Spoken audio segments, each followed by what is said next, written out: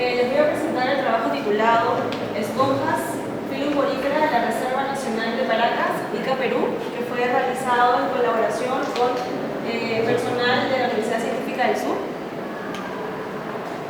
Bueno, rápidamente les voy a dar una introducción sobre Paracas y las esponjas. Luego voy a hablarles un poquito de la metodología que se utilizó en ese trabajo, qué resultados obtuvimos con esta metodología y finalmente un poco de los alcances de esos resultados. Entonces, primero, comenzar indicando que para gestionar o manejar una área marina protegida es importante saber qué especies se encuentran en ese lugar, ¿verdad? Es necesario saber el inventario, porque el inventario no solamente de los organismos más conspicuos o más carismáticos, sino también de aquellos organismos más pequeñitos como los invertebrados.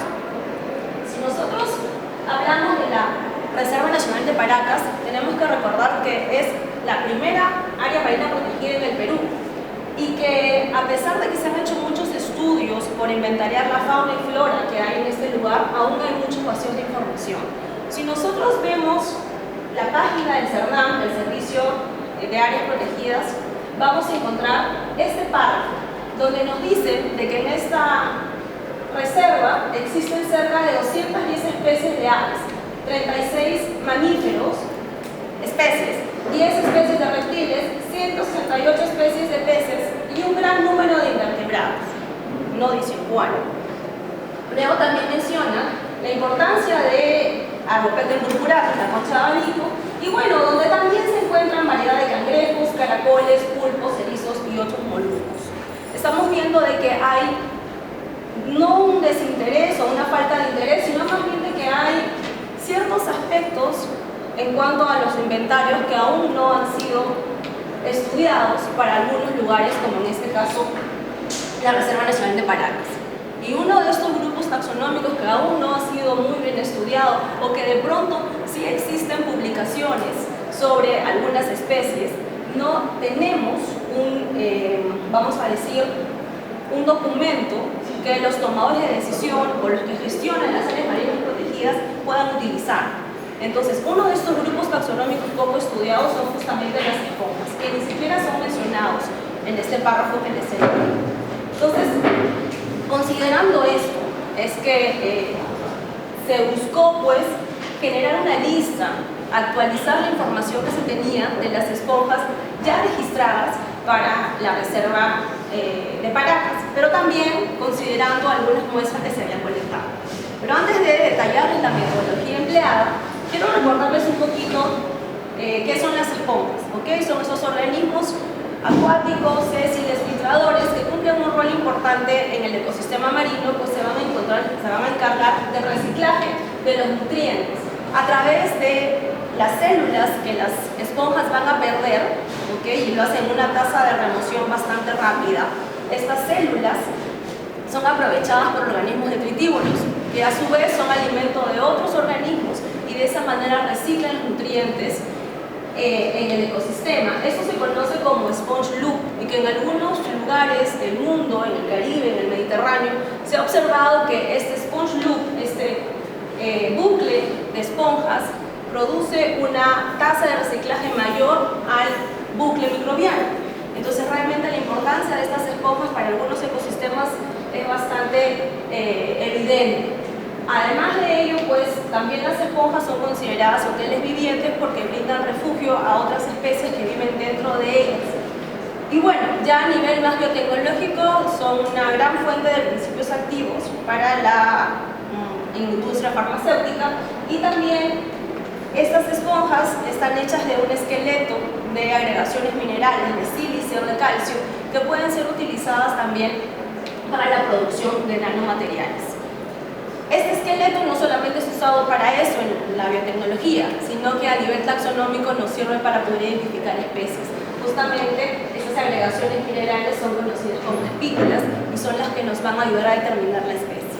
Entonces, sabiendo que las esponjas son organismos importantes en los ecosistemas marinos y sabiendo de que es necesario inventariar la espongiofauna que hay en las reservas marinas, pues ese trabajo tiene como objetivo justamente elaborar esa lista de especies para esa reserva.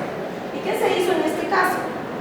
Primero, se recopilaron los registros ya existentes de las especies en la base de datos que, bueno, donde vamos a encontrar a todos los organismos, ¿verdad? En WORMS, y en el caso específico de Porífera, tenemos una base de datos que es World Porífera Database, y es una base de datos que continuamente viene siendo curada. Hay especialistas que solamente se dedican a esta base de datos y es muy confiable. Entonces, dentro de esta base de datos ubicamos a las 4 clases que tenemos de esponjas: la clase de hemospongia, calcárea, mosqueromorfa y hexactinedia.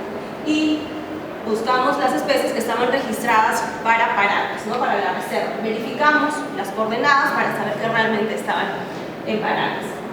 Eso es por un lado, la recopilación de los registros de las especies. Y por otro lado, dentro del marco del proyecto PENIPA, Bioprospección de esponjas marinas de las costas central y sur del Perú para la obtención de principios activos, se colectaron en cerca de 9 localidades en la reserva de Paracas esponjas mediante buceo semiautónomo, o sea, con ayuda de una compresora. Y una vez colectadas, estas esponjas sirvieron para un proyecto relacionado a principios activos, pero siempre se mantuvo pues la muestra voucher, ¿okay? Y esta muestra voucher luego pasó por un proceso de identificación, donde se observó la morfología externa, que viene a ser el color, la forma, la consistencia de la ornamentación, de la superficie, la distribución de los ósculos, y también la anatomía interna, que va a estar relacionada con la organización y la composición del esqueleto y las espículas que pueden estar en el esqueleto. En este caso es muy importante el tamaño y la forma de esas espículas, cada una de ellas tiene un nombre especial. Entonces, de lo que se colectó en este proyecto, 47 especímenes pertenecieron aquí a la Reserva Nacional de Paracas. Entonces, una vez identificadas las especies colectadas, sumamos estas especies a los registros que previamente se tenían y elaboramos la lista de las especies de la Reserva Nacional de Paracas. ¿Qué es lo que obtuvimos? En principio, identificamos 7 especies. ¿Cuáles son estas especies? Aquí tenemos 4 y aquí tenemos otras 3. Estas que ustedes están viendo aquí, que son bastante... Los colores, digamos, varían entre naranja y amarillo, son las esponjas más conspicuas que ustedes van a encontrar, no solamente en Paracas, sino también en algunas regiones, vamos a decir, en algunas playas de Lima, de Ancón, de Pucusana. Y voy a hablar brevemente de cada una de ellas. Tenemos aquí Hymenia perlevis, que es una especie que es considerada cosmopolita, y en realidad la localidad tipo, o sea, la primera vez que fue descrita esta especie fue en la costa de Inglaterra, y desde ahí se ha dispersado aparentemente de manera no natural hacia las costas de América del Sur, Atlántico y Pacífico, y en realidad el comportamiento de esta especie debe ser monitoreado, porque hasta el momento no genera un problema, pero necesitamos saber cómo está esa esponja colonizando tantos sustratos. Es más, yo le he visto ya fijarse sobre plástico, ¿no? Entonces, es una especie que debemos de considerar controlada. Hymenia perlevis pertenece a la familia Lycondridae, donde también tenemos a Lycondria cristata.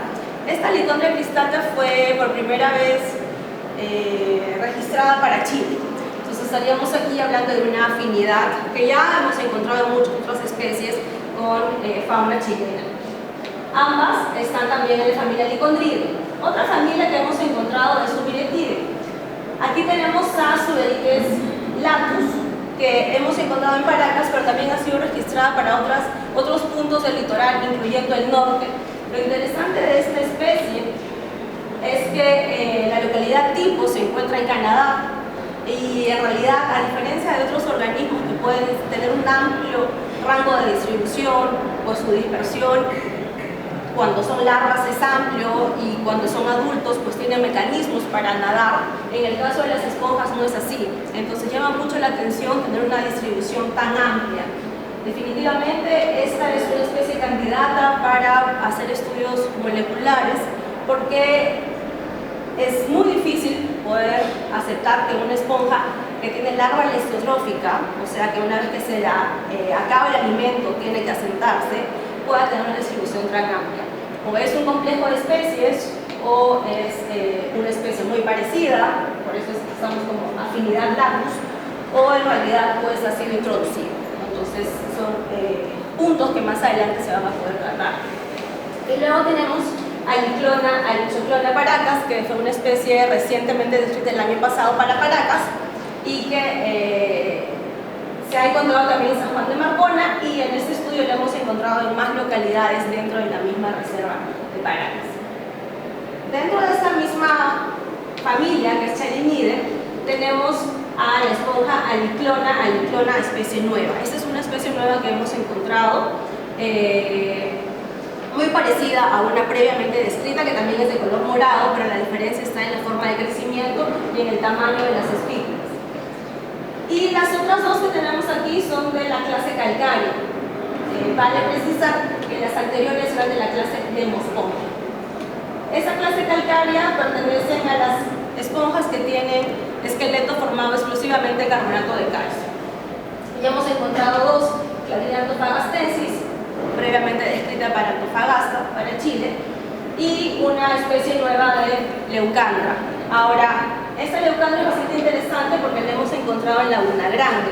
Quienes han tenido la oportunidad de ir a Laguna Grande recordarán que es un lugar o es un hábitat distinto a toda la reserva. El agua, la temperatura superficial del agua es un poco más alta. El terreno, el ambiente, el fondo